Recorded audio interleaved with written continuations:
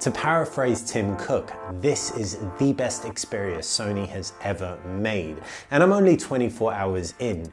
I got the Bordeaux red version, which is just such an elegant color, but that elegance extends to the whole aesthetic. The glass back, glass front curves into the metal frame, nice and tapered, but feels really nice and secure as well. Rich in the hand, it doesn't just look good, it feels good too. Some people might grump that there's no 3.5mm headphone jack. You've got a USB-C at the base, but you do have stereo speakers on here. The buttons are on the right-hand side, and Sony has retained the physical camera button as well.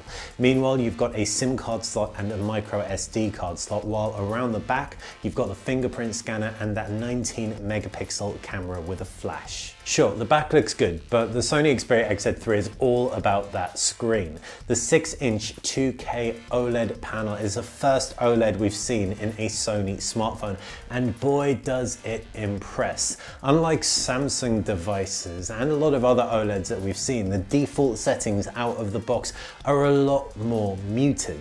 Now that's a very good thing, actually. It might sound bad, lower contrast, less saturation, less poppy, but it looks much more natural. Everything from the user interface right through to your pictures and movies just look more HDR, I guess. The tonal range across the board is very, very pleasing. There are some settings to change that if you want to, but me personally, I found the whole experience visually incredibly refreshing and refined. Android 9 sits underneath Sony's custom user interface here, and everything's smooth a day in. However, SideSense, this new technology that activates with a double tap to give you some shortcuts to hand or to thumb or to the point, isn't as reliable as I wanted it to be. Sometimes it doesn't activate, sometimes it activates when I don't intend it to, and other times it activates after a couple of seconds delay, making the whole experience feel, well, like there isn't a Snapdragon 845 powering this along, and there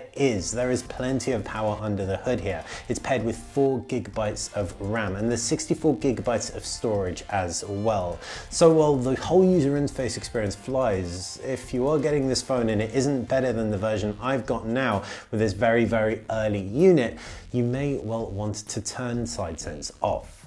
SideSense wasn't the only thing about the user interface I didn't love. While Sony's really great at including Google's own applications as the primary options for things like messages and calendar, etc., things like Kobo e-reader, I really don't need them pre-installed and they feel like bloatware.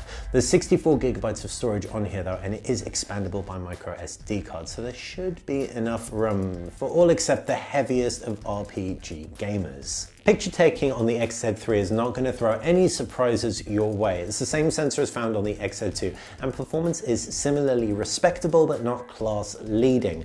It has a tendency to overexpose, so the manual exposure control is going to be your best friend, and that's available in automatic mode, which is very, very handy. It's nice and responsive, and the whole user interface has been streamlined, so it's just more enjoyable to engage with. It has a 960 frames per second slow-mo video up to full HD. Sony's still the only manufacturer that does this, and across the board low light performance is just not mind-blowing, but generally speaking it's a perfectly passable camera even if it isn't the best of the best out there. The digital or electric stabilization also works nicely in video. Having only used this for 24 hours, it's too early to comment definitively on how the 3300 mAh battery performs, so definitely check back to techradar.com when the full review is up to find out more. In fact, for local pricing and more on the XZ3, TechRadar is your destination. Hopefully you've enjoyed this video though. Thanks for watching.